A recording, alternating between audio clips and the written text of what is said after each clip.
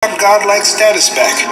We're not going to be feeling the way we're feeling now. We're going to be feeling like a god. I have said, ye are gods, and all of you are children of the Most High. Because a God, a true God, lives forever. Okay? So we're going back to that, brothers. We're going back to living forever, being the true gods that we're supposed to be. And this is what's happening. And it starts with the elect of the nation of Israel, the chosen few that the Lord is calling right now to bring them back to their godlike status. I have said, ye are gods, and all of you are children of the Most High. Literally will be angels in fleshly bodies. The bodies that we're going to get is going to be of a much higher grade than the body we're in now. Absolutely.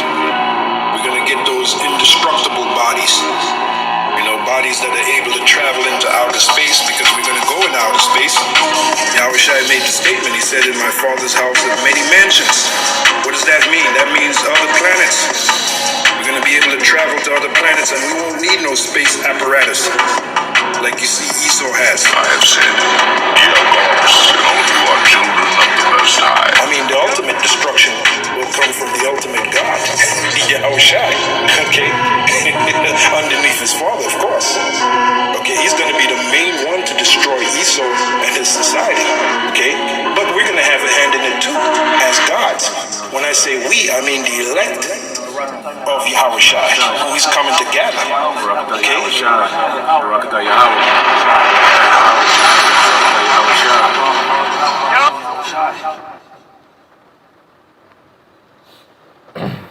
All right, Shalom. First and foremost, I would like to give all praise, honor, and glory unto Yahweh, Bahashem, Yahweh Shai, Bahashem, Rakakwadash. Double honors to the apostles and the elders of GMS who rule well, teach well, being great example towards younger brothers. Shalom to you brothers and sisters out there who have came back to the obedience, all right, of the scripture through faith in Yahweh, Bahashem, Yahweh Shai. Shalom, peace and blessing to you brothers out there pushing this word in truth and in sincerity across the four winds in the name of Yahweh Bashem Al Shah, pushing get up out of here. Shalom to hopefully the believers, the listeners whom have came back to the obedience of the scriptures through faith in Yahweh Bashem Al Shah. All right, well, I want to go into the day. You know, it's a little more, you know, news on lockdowns, you know, dealing with Russia. I had a video sent to me in the comment board. All right, dealing with the QR codes, you know, mandatory codes, you know, dealing with these schools, you know, buying and selling. And what's happening is the counsel of the Lord, all right, through prophecy is playing out in the earth. You know, now you can disagree with the doctrine, you know, you can be offended at the doctrine, you know, you can have your own, you know, personal, all right, interpretation of the doctrine. But at the end of the day, all right, everyone is subjugated to prophecy, man. All right, and these things are happening in real time. And what's, you know, been said from the apostles and elders on down, you know, through the brothers, through the body, all right, the ministry of prophets whom the Lord has raised up in the latter times, the things that have been spoken, all right, and we have been speaking according to this word, all right, and what's happening is coming to pass and is manifest. The prophecies are speaking for themselves, man, you know. So when you go to Isaiah 46:8, it says, remember this and show yourselves men. Bring it again to mind, O you transgressors. Remember the former things of old, for I am the Most High, and there is none like me.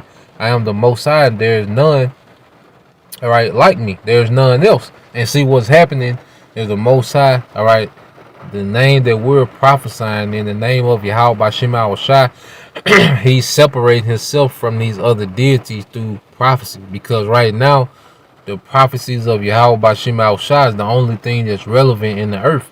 Outside this, there's nothing to talk about. You look at the headlines of everything that's going on in the earth.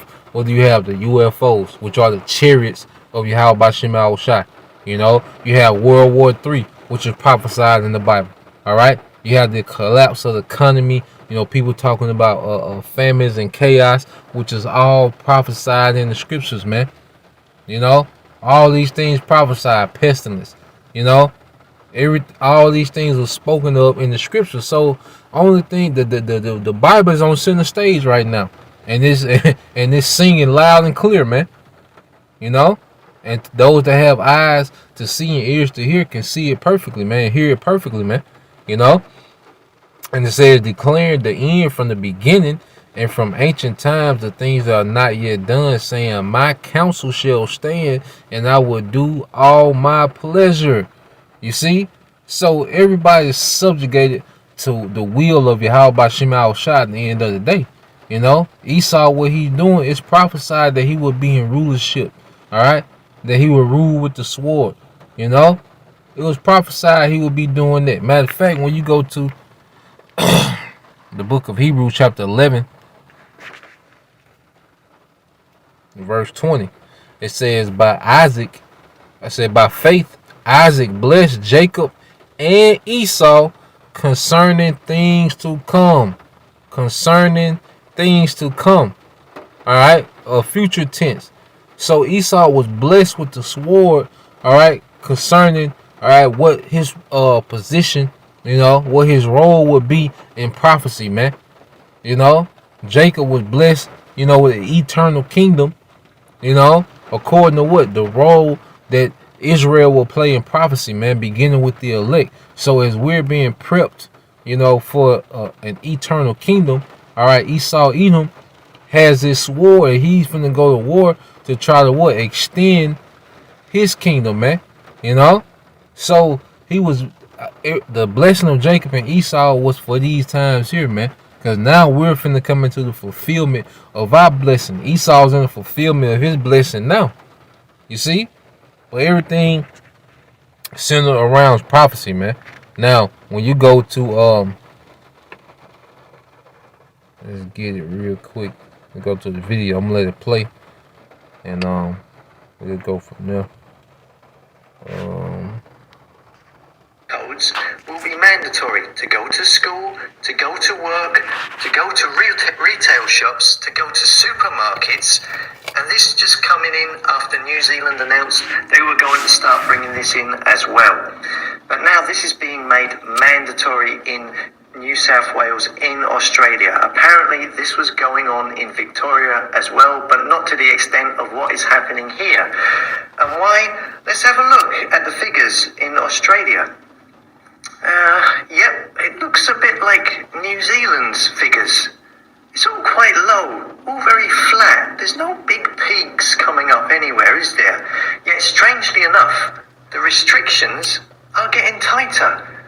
You would think that the restrictions would be loosened if the figures remained low, like in the graph.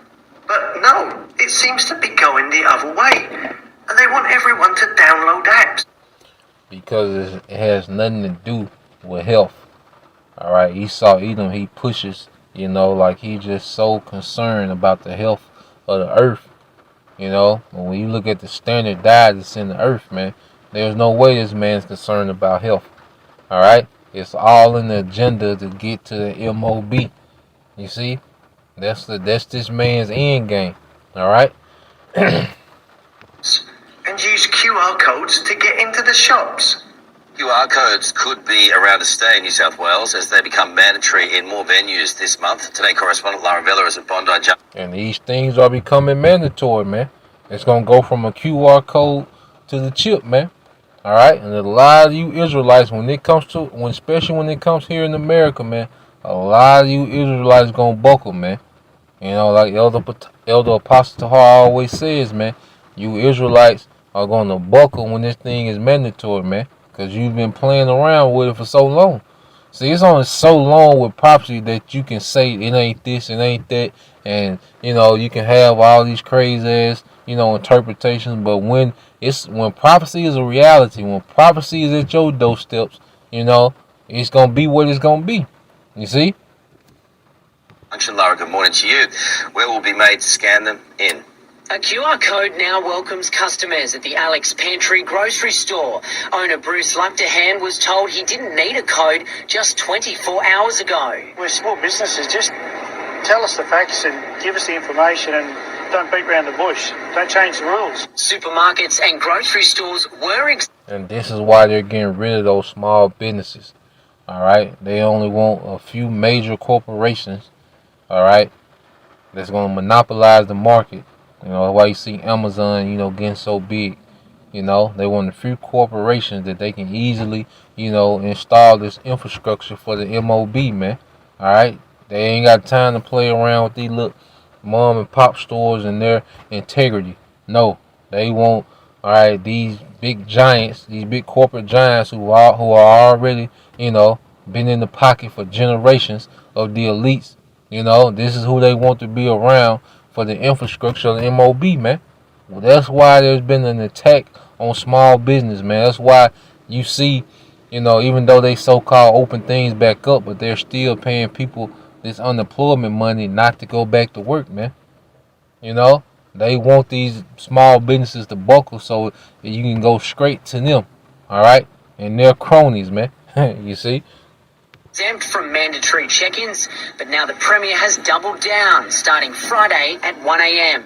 If you're going into Coles or Woolies, we do need you to check in there. The new rule means customers must check in using the Queensland app, which means you'll need your phone handy. I'm not saying my parents are old, but they're in their 70s and they're very happy to use that check-in app. So if they can do it, I'm quite sure a lot of other people can as well. The list of where check-ins are compulsory is extensive. Hairdressers and nail salons are included, as well as cinemas and caravan parks. Businesses and venues are being given 2 weeks to comply with this new rule. They must register for and display a QR code by the 9th of July. But Bruce says small businesses are too busy to be policing customers. Is it my responsibility? Is it the individual's responsibility? Am I the one that's going to get fined? Are they going to get fined? Full details on venues needing to register can be found online.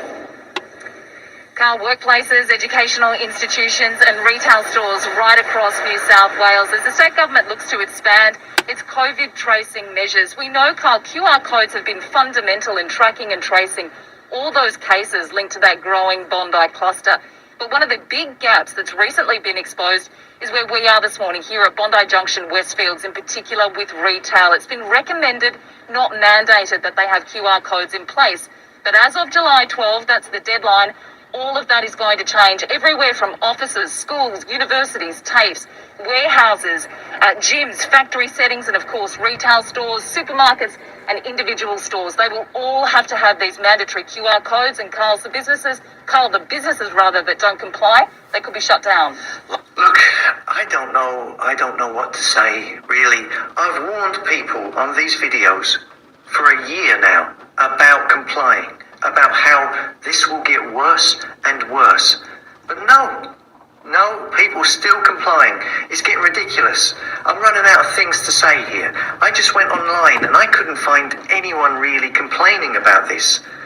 I mean, maybe social media censor the people complaining from Australia. I don't know. Maybe. It's very possible. I mean, what happens if you don't have a phone? Why should you have to have a phone? I don't know the story with the track and trace app in Australia that they want people to download, but I'm going to guess that it is very possibly they're using the same strategy as the UK, where at some point, whatever this app is, it will at some point magically turn into a health passport,